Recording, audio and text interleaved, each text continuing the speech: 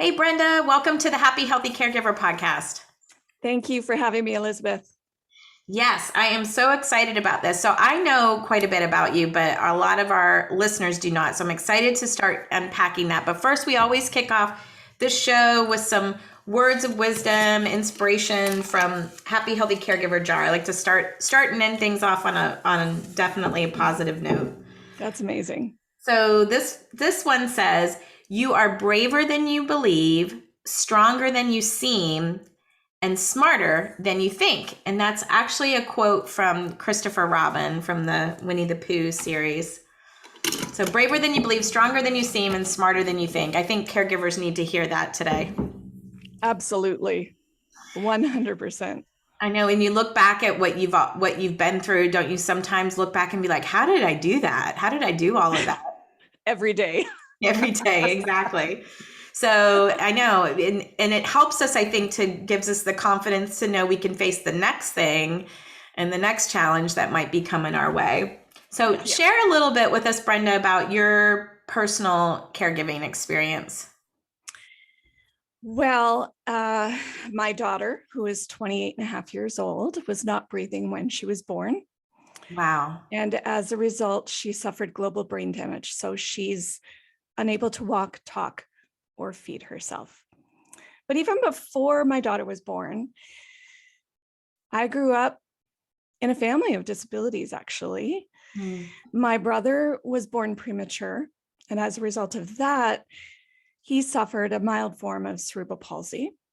My daughter's form is very severe. My brother's was due to prematurity. And he's still living today. He lives in a different province than me. I'm in Canada. I'm in Ontario. He's on the far west coast of BC. But I advocate for him as much as I can. I actually was able to, with the help of my siblings, get him into assisted living, I think about 3 years ago. Okay. After both of my parents died. They both died in January of 2017. My dad had a stroke when I was 9. And he suffered some disability as a result of that stroke as well. So when I look back, I think I've had a lifetime of caregiving. I think so too. Yeah, we have a lot in common with the brother situation. I have an older brother with a developmental disability. He's my sister is his primary caregiver. But yeah, lots of challenges with that. My parents are now both deceased. With Nikki, your daughter, what does your caregiving role look like day to day now? It is 24/7. Okay. Now, I do get a lot of help. That help has changed since the pandemic started. Okay. But that's an aside. In Canada, we do have some care paid for in the home. Not enough. I do get nursing care that is equivalent to overnight staffing. Okay. That is, though, if the nurses are available. So scheduling can become the bane of our existence as caregivers. I do have some other government funding that allows me to hire caregivers privately and pay for them out of that fund. So then that becomes basically managing a caregiving business out of your home. And even though I might have help with her direct care, there's a lot of work outside of the direct care of an individual that takes up a lot of time. Well, and just emotional demands of it as well. How do you and Nikki, maintain that mother-daughter connection outside of being a caregiver? That is difficult. And that is why I have embraced having people in my home, which can be difficult, but it allows me to let them do the poking and prodding. She's very medically complex. I don't like to say this, but I basically have a mini ICU in my home for her. She's on breathing support. She requires lots of medical interventions and injections and medications and feeding tubes and what have you. And it can become, what's the word I'm looking for? Going through her routine. I know it like the back of my hand, but then that's what it becomes, is just a routine. And more of your relationship becomes more about doing the medical tasks. So I have embraced having people come into my home, help me with those direct care needs so that I can be more of her mom. Now, before the pandemic, there was a lot of things that we could do, that we could enjoy that mother-daughter time. We could go on dates to movies or shopping or day trips to the beach or whatever. I always needed help with those types of things, but the help allowed me to just enjoy my time with her. Now we have to be creative and think of things in the house. So that becomes a little bit more difficult because neither one of us get a break from the four walls that contain us during this pandemic. Yeah, it's been challenging.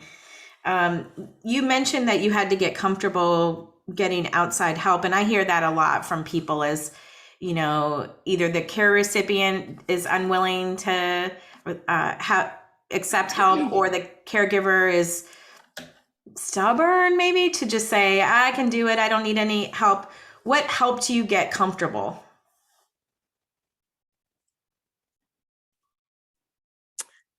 I think a lot of it has to do with being comfortable with letting go of control.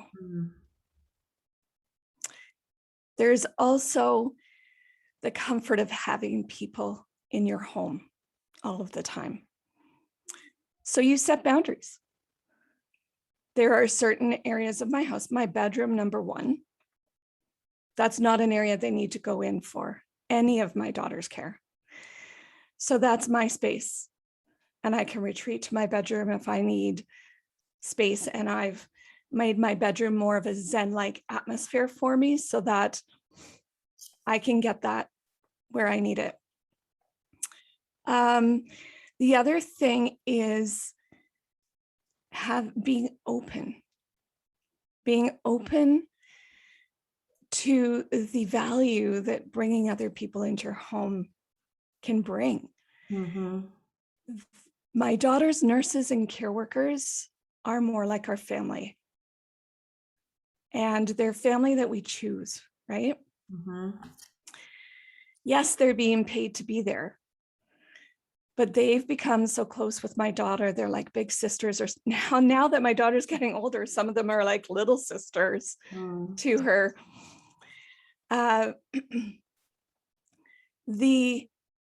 The brightness that they can bring into our home with their different personalities, it brings a lot of smiles and laughter.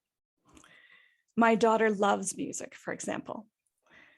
Not all of us can sing that great, but it doesn't hold us back. Mm-hmm. I had one nurse through an agency, a government agency, who went from working overnights to working days. And one of her biggest concerns was that she said to me, Brenda, I won't be singing. Well, I made a comment to her the other day, and I said, didn't you tell me that you would never be singing? As she was singing to my daughter. Aw, she got comfortable. I love it. Exactly.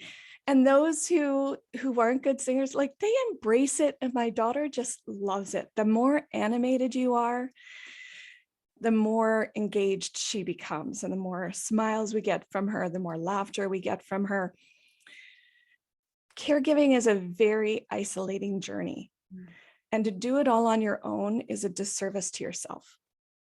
It's a disservice to the one you're caring for.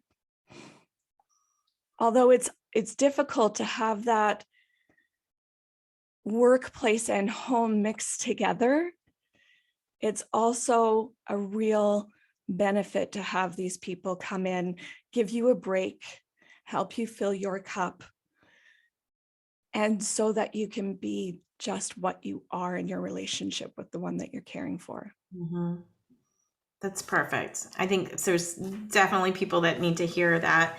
Brenda, you have had to learn to embrace a lot of uncertainties and complexities that come with caring for your daughter, Nikki. How did that come to be? How have you just kind of learned to let go of control and embrace the uncertainties?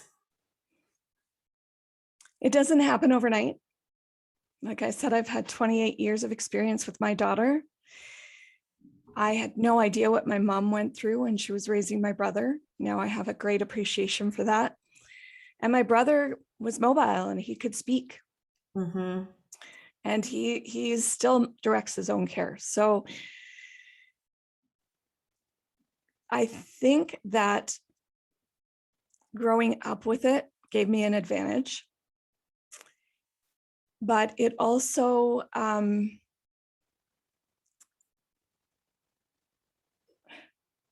we stop here for a sec? Sure. I can't remember what your full question was. Sorry. Oh, just learning to, how did you learn to embrace and adapt to the uncertainties that come with caring with a loving family member with complex disabilities? Right. I think also the biggest thing for me is when my daughter started to show her cute little personality. Mm. She screamed constantly for the first couple of years of her life.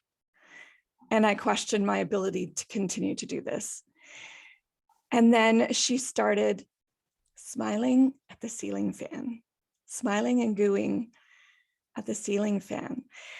And then I found little sneakers that had squeakers in them.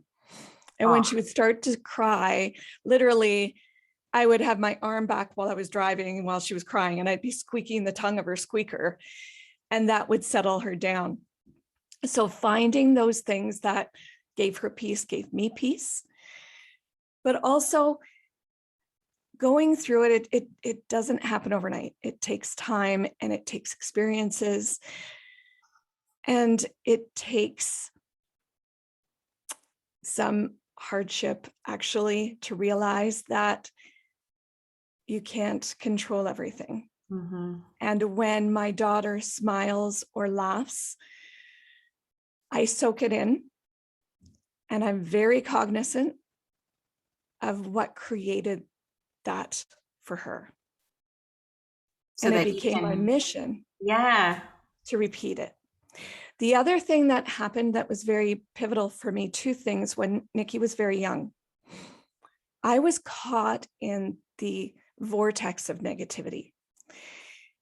And, just going through the grieving process and grieving the child that I thought I was going to have, grieving her future for her, and also being submerged in all of the negativity of the appointments we would go to. Hospital admissions, emergency stays, appointments, they all focused on what was wrong with her, the milestones she wasn't reaching, and the milestones she would never reach. Mm. So without even realizing it, I was caught in this vortex of negativity. Two things happened. A friend said to me, "I feel sorry for you." And that hit me really hard because I didn't want to be a person that was pitied. I wanted to be a person that would inspire others. And I realized if I was going to carry on in the negativity vortex, that I would continue to be pitied. Mm. And then something else happened that was a great big breakthrough for me. I took my daughter to a dentist for the first time when she was 2.5. I braced myself for the appointment. I look back and I see it now, but I didn't see it then. I braced myself to hear what was wrong, what she wouldn't be able to do, the types of problems we would have with her teeth. He examined her in the most gentle way I've ever seen. He was caring, he was compassionate. It was something I was not used to. It was not just business-like, here's what we're here for today, or here's the treatment. There was care. And he looked up at me when he was done examining Nikki's mouth, and he said, "She's perfect. Keep up the good work." I thought I heard him wrong. And he repeated himself. And at that moment, it took all of my energy to hold back the tears and not hug this man I just met in front of all of his other patients, which I didn't think would be appropriate. He walked me to the desk, talked to me some more. I got my daughter into her car seat in our vehicle. I sat in the driver's seat and I just bawled. Aw. Because in that moment, he made me realize that she is perfect, just the way she is. And he also made me realize that I needed to change the dialogue that was going on around her, that I needed to help other healthcare professionals see and celebrate what she could do and what she could bring to this world. And you cannot, if you see her smile or her belly laugh, there is no way that you can hold a straight face. You have to join in. It's instinctive. It's an instant reaction. But unfortunately, when she goes into the hospital, she's never in that state. She's unwell. So of course she's not going to feel good. Of course she's not going to show the glee. I actually had I had to take her to the hospital for a visit that her school nurse was quite concerned about something. She was doing well, but she was quite concerned about some swelling on her leg. And my daughter sat there in her wheelchair with her favorite music filling the whole emergency room with her sounds of squeals and joy. And an emergency doctor who we dealt with frequently popped his head in and he said, "Oh my gosh, is this Nikki?" I said, "Yes, doctor, meet my daughter, Nikki." He'd met her many times before, but he'd never seen her in her most comfort, happy state. And that's the disadvantage that healthcare professionals have. They don't see what goals we're trying to reach with getting our children or our loved ones back to their feeling good state. And it's a true disadvantage that they have. Yeah. That they don't get to know our people like they should. And say, this is what good looks like. Yeah. Yeah. She's also a very patriotic girl. So she's very memorable. Luckily, we don't have to make hospital visits very often, but when we do, she's very memorable. For example, we were in over Canada Day one year, and she absolutely loves national anthems. Even the US, she gets a great big smile and she tries to sing along. But the Canadian national anthem, I found a 6-song CD years ago for her that had 6 different versions of the Canadian national anthem. And it was done by David Foster and the Vancouver Symphony Orchestra. So when she was in the hospital that year on Canada Day, that's all we listened to. The nurses came back the next day, and jokingly, but also, with some a little bit begrudging tone.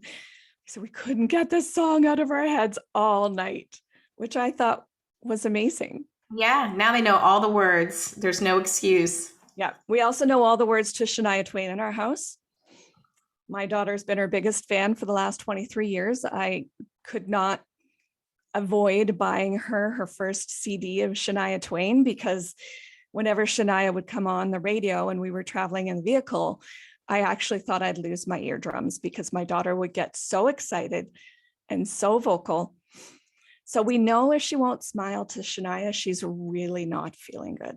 Yeah, I love how you have like you said, found all of these things that bring her joy, and it's just like you supersize it, and just do what you can to bring more of that in. How have you helped her, as she's growing through this childhood, adolescent, teenage, young adult years, connect with other people her age and like what other people her age are into? How have you done that? I attribute that and give full credit to her care workers for that. They also keep me young. I think part of it is when she was in school, I had the choice of fully integrating her into, the academic side of school settings.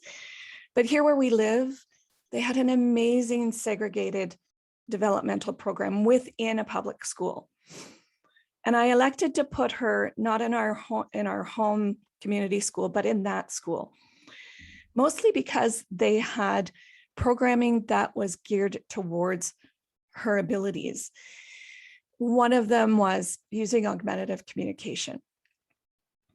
And the classroom she was in, the teacher was very into using augmentative communication, and that is speaking using switches and communication devices. But she also had the benefit of standing in her standing frame every day, getting range of motion exercises, the things that were very important to her development. And there were nurses in the program, but this school even went and they did reverse integration, where kids from the mainstream school would buddy up with kids in the developmental program, and they would get to go on field trips with them. They would come down and be their reading buddies, so they'd spend their recess with them. And then my daughter also was able to be integrated into a few mainstream classes in the school. She loves music, so that was an obvious, but she also loves different languages. So we got her into French class. It was my proudest moment when she got kicked out of French class. Uh-oh. Her teacher and I used to joke that if Nikki was ever sent to the principal's office, and I put that with air quotes there, that it would be because of her extreme happiness. Like, she screamed a lot as a baby, but she got it all out then. And she was vocal, but she was vocal with happiness and glee and laughter. So when I found out that she was uninvited to French class, I was quite proud of that moment, because no other parent would be proud of their kid getting kicked out of class, right? But it just made me feel like Nikki was kind of fitting in with her peers. The reason she got kicked out was actually quite hilarious. And I don't think the French teacher would agree with my terms kicked out. I actually didn't know the French teacher until one day when I was grocery shopping with my daughter, and I was pushing her chair and pulling the cart, pulled up to unload the cart and pay for the groceries. And the woman in front of us in line turned around, saw Nikki, put her hand on Nikki's lap, and she said, "Oh, hi, Nikki, how are you?" I looked at her and I said, "Should I know you?" She said, "Oh, I'm Mrs. So-and-so, the French teacher at the school." And I said, "Oh, so you're the one who kicked her out." I honestly thought I was going to be sent to the principal's office with the look she had on her face. But the reason she was kicked out was because the French teacher preferred to use flip chart paper. And whenever she flipped the paper, Nikki thought that was hilarious. Hmm. And the sound made her laugh. And of course, a bunch of grade 3-year-olds are going to laugh along with her. So she found Nikki to be disruptive. Yeah, I guess it's a hard balance between, you've got the rest of the class, and yet at the same time, I'm sure you went out and bought Nikki some flip chart paper. I have no doubt about it, so she can experience that joy on her own. Brenda, where did you find support, or where have you found support for you as a family caregiver of somebody with, a child with a complex disabilities? I found support a lot through school when she was in school, knowing that there was a nurse, there were EAs, There was a teacher who were all very involved with her, Mm-hmm. gave me an immense amount of relief, especially once school age began, because that gave me a break as well during the day, although I did work full time at that time. But it lessened my worry about her during the day. I also found support through my sister's my rock. My one sister is just my absolute rock and has been all my life. I find a lot of support with her. I find support with friends. And I also find support through the people who come in and care for my daughter. I've also found support through therapy. Therapy is very important. And I'm a sole parent for Nikki. So it's necessary to have that support. And especially with the pandemic, we went from isolated to extremely isolated. And the support, I have felt the lack of support since it started, but the pandemic has also opened up my world in many other ways. Because I've found people through Zoom, through LinkedIn, through many other platforms on social media that I've connected with quite closely and have now become a really good support for me. That's wonderful. So there's always support. That's good. It's good to have it in a variety of different places. And I'm grateful that you're transparent about therapy. I think that's something that people maybe put off a little too long. And I know people can learn a lot from you too. You've recently ventured in the world of podcasting. Tell us about your podcasting project. My podcasting is through caregiving.com, an amazing organization out of the US. They put their podcast on hiatus for about 1.5 years after a change in ownership. And in reevaluating how they wanted to bring that back to the world, they decided to do it in seasons. They asked me to host their first season. And because of my experience with raising a child with disabilities and complex needs, that is what the focus of this podcast is on. So I'm following the journeys of those who care for children from infancy to adulthood and what happens throughout all of those journeys and those transitions into adult life. That's wonderful. I know we need to tune in as a family on that. So much attention has been put on my parents over the years, and my brother with his developmental disabilities has kind of been, put on the back burner. So and he's, high functioning. He's not employable. And a lot of our challenges tend to be, he's 58 years old. So adult, a lot of them tend to be around social media and being kind when out and about. And so maybe we can glean some tips from your podcast on how to be better siblings for my brother Tom. What does self-care look like for you? That's a loaded question. As a caregiver, coach, and consultant and advocate, of course, I promote self-care.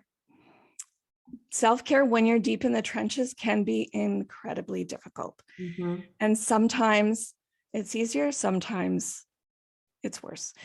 For example, a couple of weeks ago, I had 6 shifts canceled in 7 days. When you have to look at meeting the needs, the intense medical needs of the one that you're caring for and yourself, of course, you're going to put yourself last. Right.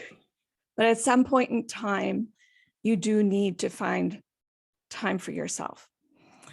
I don't like to prescribe any form of self-care because everybody is different. Absolutely. And what I like to say is you get to define what your self-care is. Whether it's going and getting out of the house and getting a massage or getting a mani-pedi, that might be your thing. Maybe your thing is retreating to the family room in the basement and watching whatever show you want to watch for an hour and just losing, not even thinking about your own reality for that time. Or for me, my biggest form of self-care is ensuring that I have people to take care of my daughter in the morning so that I can get up and I can take care of myself. I can get the dog fed and outside, and then I can start my day without being in a rushed mindset. Before I had that, it would take me 3 hours at the start of my day, and my feet, as soon as they hit the ground, would be running.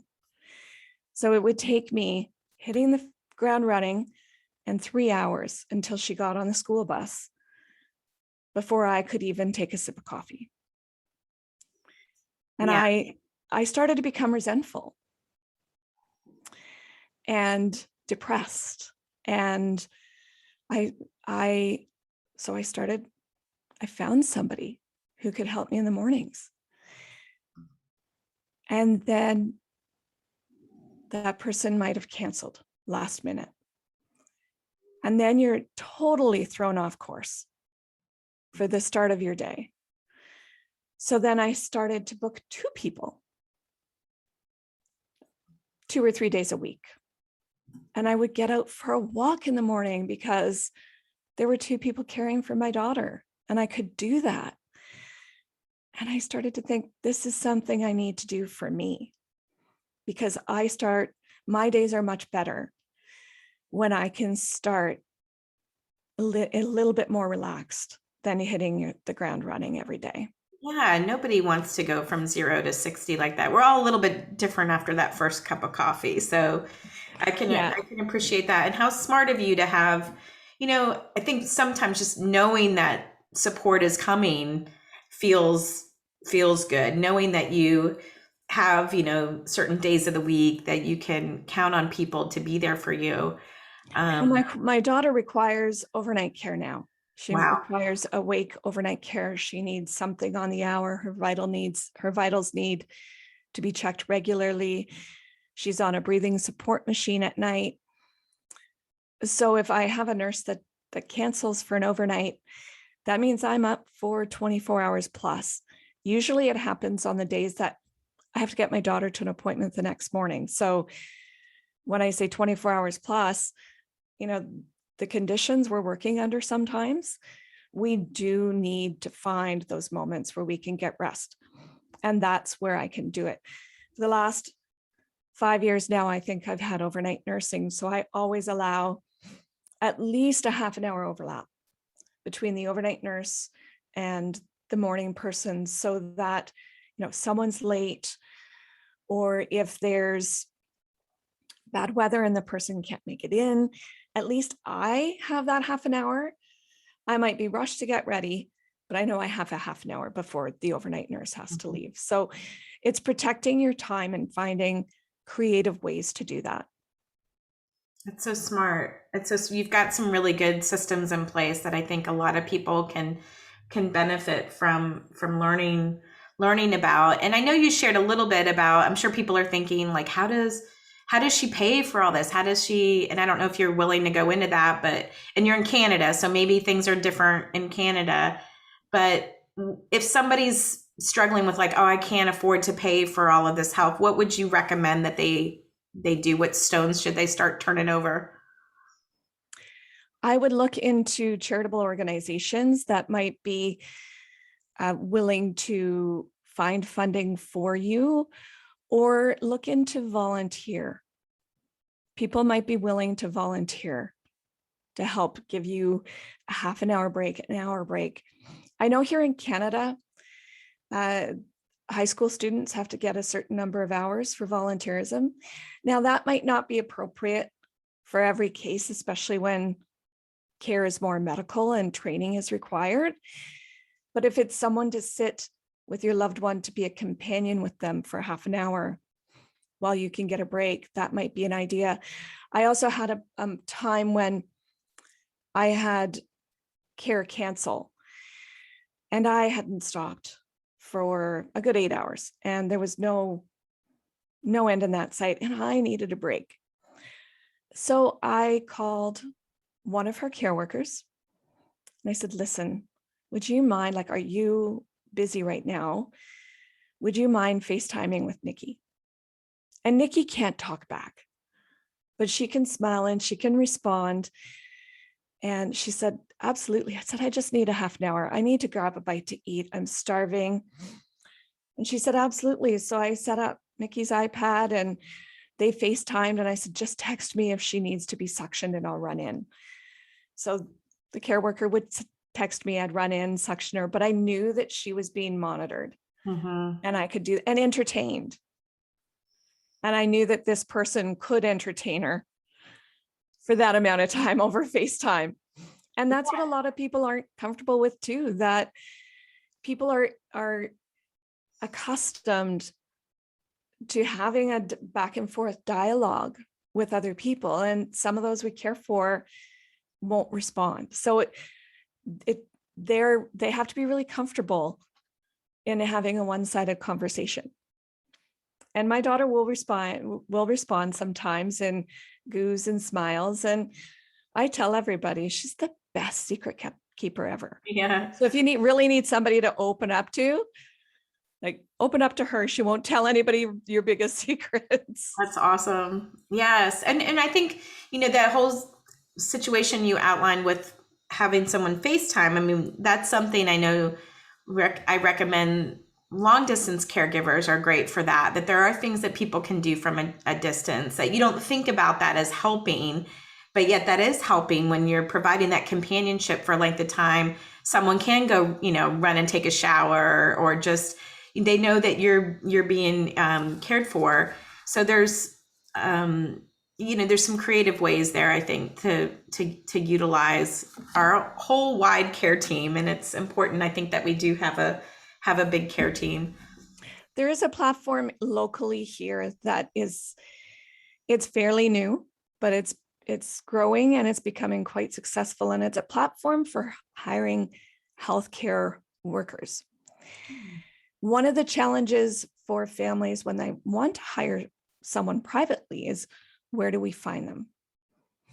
This is a platform that family caregivers can use to find them. Right now, it's available in Ontario, Canada.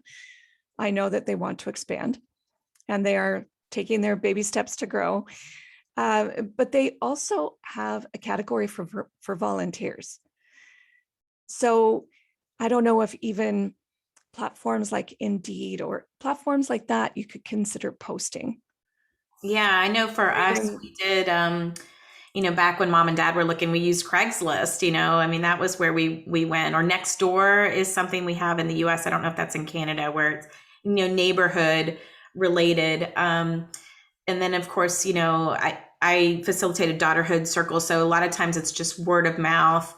By connecting with other caregiver support groups, they know where the best people are. And sometimes they, those people can make a full-time job out of doing part-time work for various people. And that's where social media is a real value too, because you can connect with a lot of people who are in your area and might have great ideas for you. Or I'm on Facebook groups as well, and it's widespread, but someone will put on there, I live in this area of Toronto.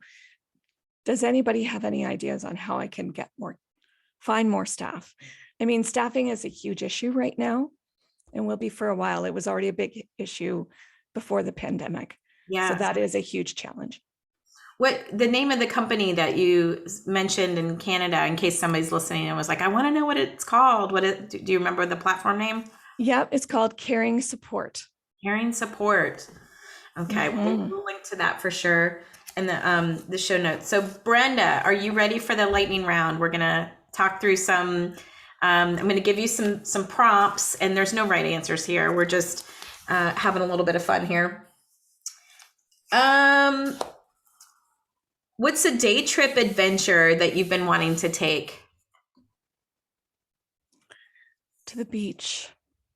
How far are you from the beach? Or is it more the Great Lakes that you're near? I'm near the Great Lakes. So it's about a 45 to 50 minute drive to Lake Huron and about a 40-minute drive to Lake Erie.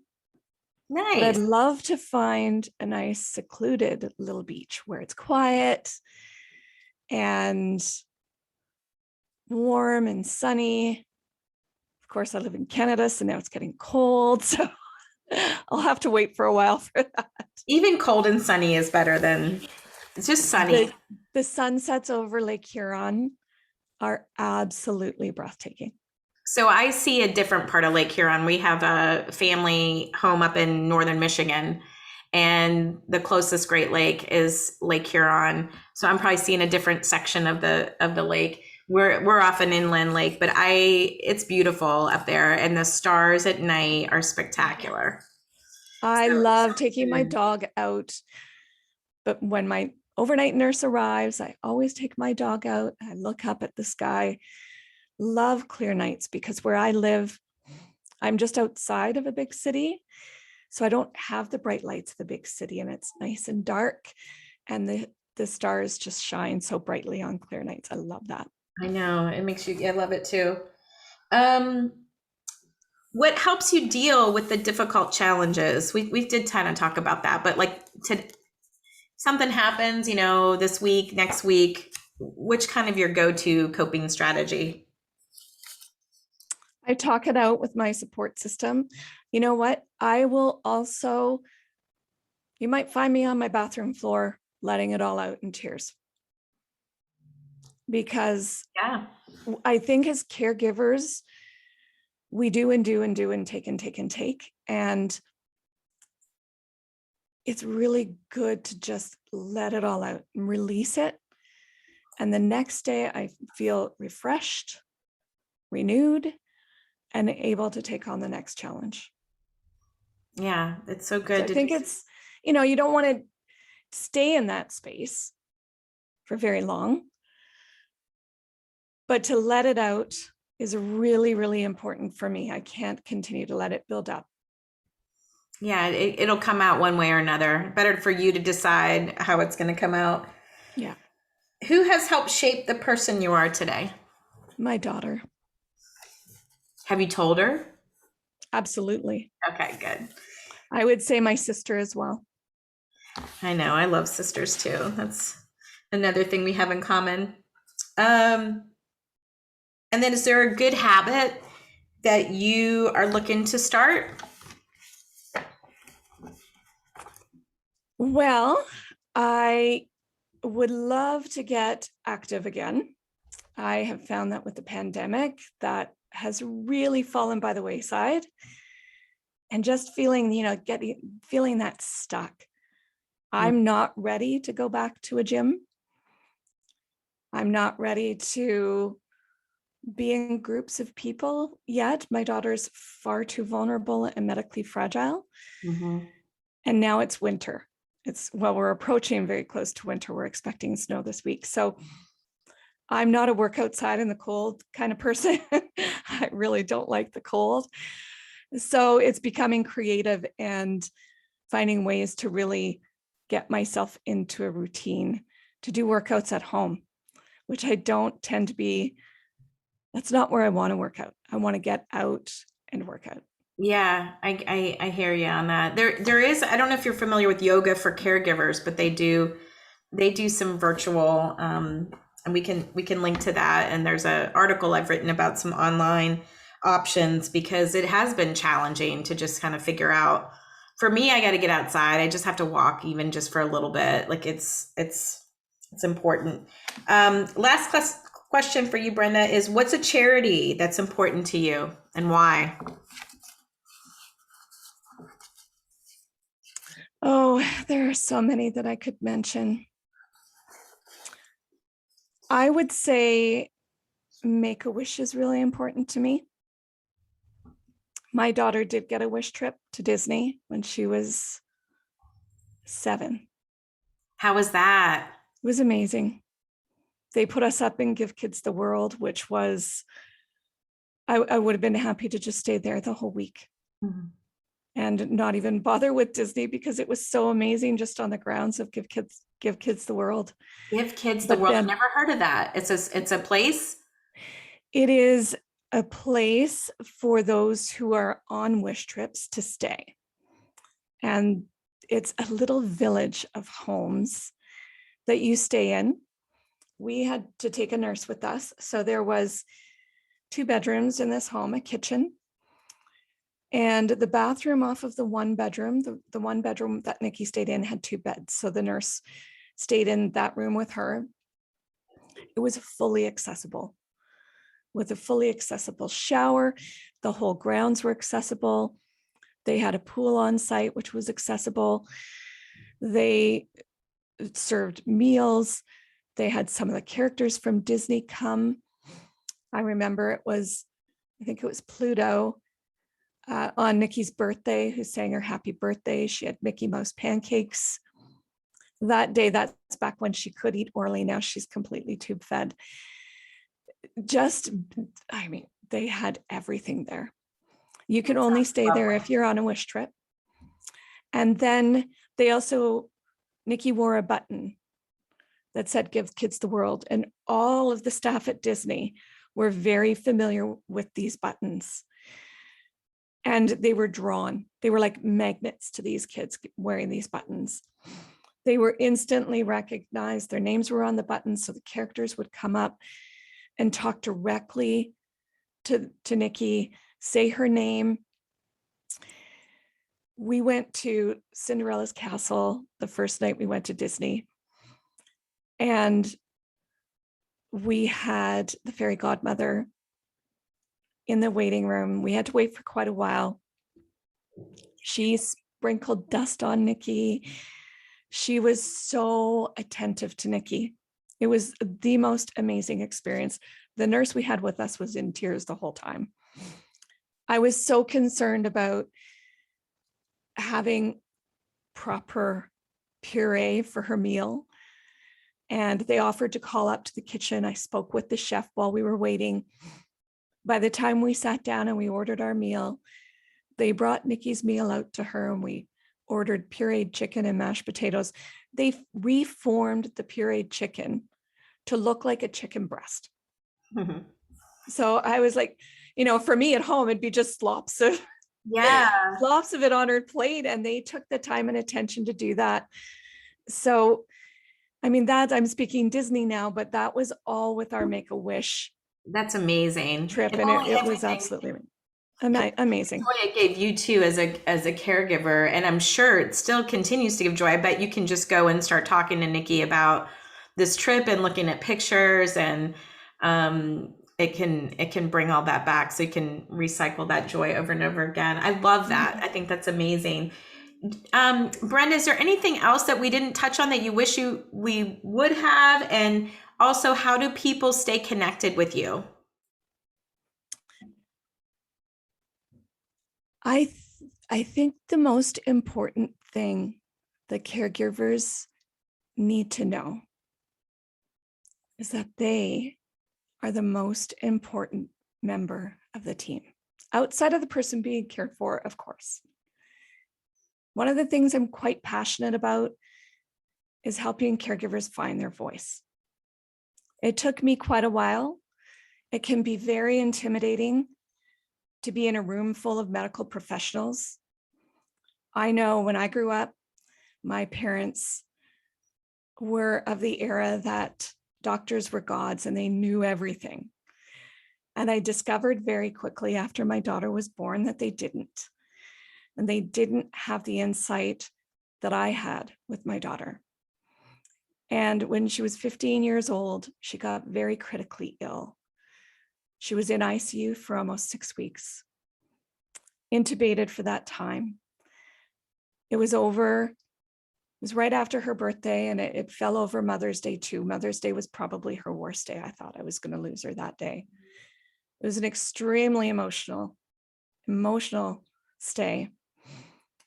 And one thing I kept telling the doctors was that they need to throw away their medical books because she's written her own.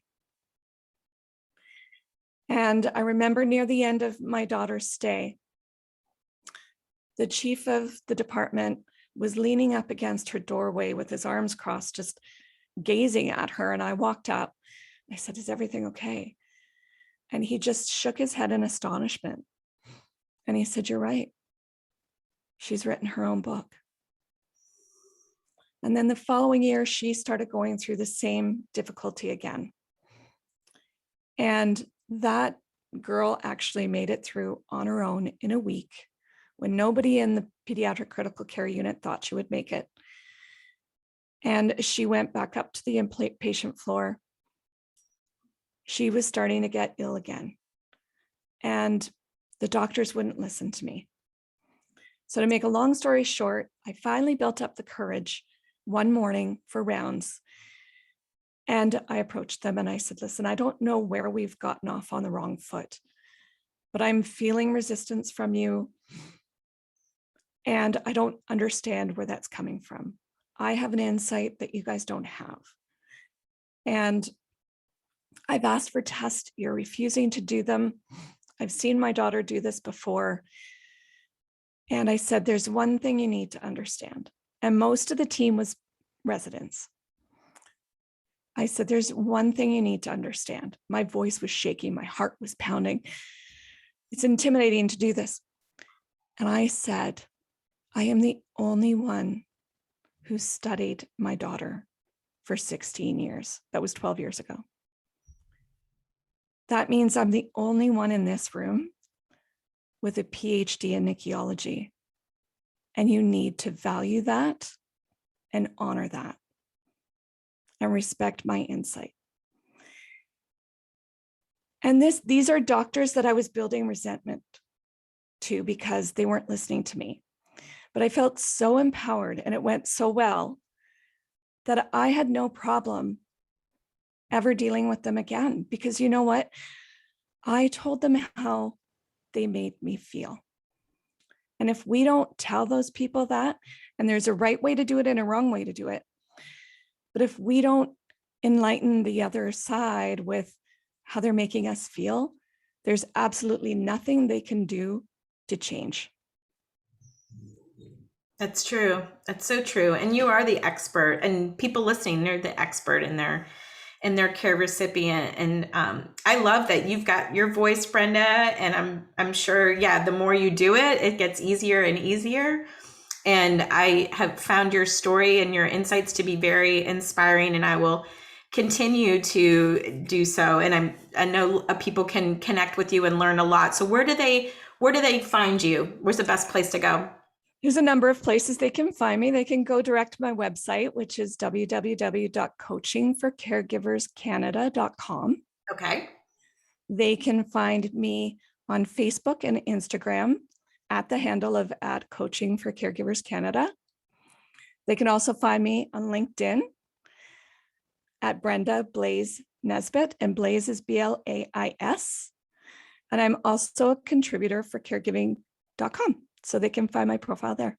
Yes, and listen to the podcast. Well, this has been a delight today, Brenda, to learn more about you and your story. And we will, of course, link to all those resources in the show notes page. And thank you for being transparent and vulnerable and helping family caregivers by sharing your story. You're welcome. I will add too that the podcast is called I will add to that the podcast is called Caring Conversations. Good deal. So they can look that up there. Thank you, Brenda. Thank you.